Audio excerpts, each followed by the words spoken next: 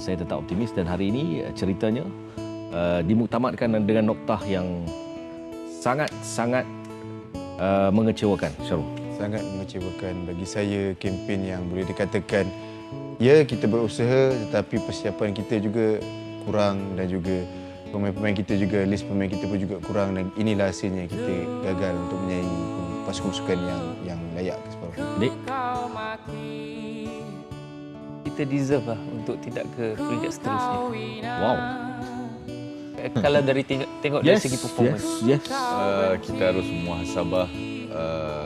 Ini benda seperti kita cakap pada awal-awal dalam interview, level kita agak ketinggalan daripada segi preparations, daripada pemain-pemain yang berasi. Mereka dah cuba, yang terbaik untuk negara, tapi result bukan belakang kita. Ada pemain yang mungkin kecaman-kecaman akan terus dilemparkan oleh segelintir peminat kepada pemain-pemain. Mereka dah, kalau orang belah saya dia panggil habis meta dah. Habis dah, tak ada apa dah. Itulah yang mampu diberikan. Tetapi ya, kita nak keputusan. Tetapi lihat ke belakang bagaimana persiapan yang kita lakukan. Sebenarnya ada pemain-pemain yang macam kita selalu kita bicara dalam awal-awal sebelum start tournament ni, pemain-pemain yang dipanggil, ada sebenarnya pemain-pemain yang berhak berada dalam skuad ni, tiba-tiba antara mereka tidak ingini ataupun atas faktor lain-lain lah. Jadi sebenarnya kita sebenarnya ada satu skuad yang baik. Cuma bila kata mereka tidak dipanggil ataupun tidak menyertai pasukan negara ni, ada question mark yang banyak. Itu kita tak tahu apa yang berlaku dan Coach Tan pun kita tidak boleh menyalahkan sepenuhnya ke atas kepada Coach Tan sebab masa dan player yang dia ada tidak dapat membantu pasukan negara dalam tournament yang carnival macam ni. Saya setuju dengan Syukur sebab bagi saya kita ada pool of player yang baik dan juga pemain-pemain yang cukup minit juga bermain aksi yang baik seperti pemain yang kita pernah bincangkan. Tapi yalah, itu sebenarnya kenapa mereka tidak dibawa dan juga kenapa macam ini. Banyak kenapa kan, itu sebenarnya persoalan dia untuk sekolah masalah. Sampai di stesen minyak pun saya ditanya kenapa player ini tak dibawa. Macam mana nak jawab? Saya pun tak tahu jawapan dia. Kita pun tak tahu jawapan dia. Dia kalau tanyakan setiap orang mesti ada pendapat masing-masing kan. Untuk saya, setiap pemain dia ada kelebihan dia masing-masing. Cuma dalam keadaan sekarang ni mungkin question mark macam Syukur cakap, kenapa player ni sepatutnya ada tapi tidak ada. Jadi persoalan tu yang harus dikaji mungkin, ataupun jangan terlalu banyak kaji sangat sampai benda yang penting tu tak dikaji. Faham tak maksud saya? Sampai. Okey, Adik cakap sampai. Sampai. Maksud dia cerita dia nak kaji ni kaji betul. Kita tiada Jangan masa. ada selindung-selindung lah.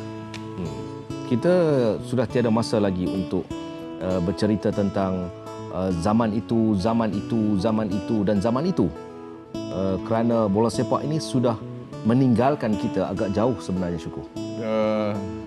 Lately ni lah. Sebenarnya skuad 2019 tu ada salah satu yang kita yang akan bawa ke hadapan punya tim. Tapi kebanyakan skuad yang 2019 tu juga perancangan Coach Tan tu tiada dalam skuad. Tidak terlalu banyak yang ada yang dalam skuad ni, dan mungkin base kepada performance player tu dalam league ke ataupun keadaan semasa Coach Tan yang membuatkan suasana tim tu kita gamble kita yang tak jadi. Dan kajian-kajian kita yang seperti awak cakap tadi tak jadi. Indonesia pernah tak berjaya dalam beberapa edisi PLFF. Tapi kali ini mereka revamp pasukan, bagi peluang kepada pemain muda, campur 2-3 senior. Hasilnya organize, kita fokus kepada pasukan kebangsaan mereka berjaya. Bagi saya kita base kepada preparation. Bagi saya tetap preparation. Sebenarnya yang seperti kita berbicara tentang Jordan lawan dengan Uzbekistan, kalau kata squad kita dalam sekurangnya minimum 2 minggu untuk preparation, tapi akhirnya dia berlaku dalam 6 hari. Dalam 6 hari tu kita nak main carnival tu akan ada untuk first game, second game performance tak berapa, tapi diorang result yang baik. Dan preparation kalau kita tengok daripada pasukan Thailand, Vietnam, Singapura, walaupun Singapura tak berapa sangat lah bagi saya, tapi Vietnam, Thailand dan Indonesia kita lihat preparation dia untuk Thailand terutamanya membawa kebanyakannya skuad 2014 tu, majoriti skuad yang champion tu berada dalam skuad dan memanggil semua pemain dan mereka sanggup beraksi untuk pasukan negara. Itu yang lebih penting. Dan kita ada question mark dia di mana player-player yang ada ataupun tidak yang ingin Mungkin question mark tu saya rasa mungkin terletak pada jiwa pemain. Kalau awak dipanggil tu, Mungkin saya rasa maksud saya question mark tu jiwa pemain tu, adakah pemain tu mau datang ataupun tidak? ataupun datang sekadar something yang tak, mungkin dia datang tapi tak ada jiwa. Saya cakap satu terus, saya cakap skuad 2018 mungkin tim tu ada jiwa. Semua sampai ke final. Preparation dan ada jiwa. Vision. Apakah kita saja yang memikirkan tentang jiwa? Sedangkan pihak-pihak lain terus memikirkan tentang jiwa mereka, bukan jiwa bola sepak.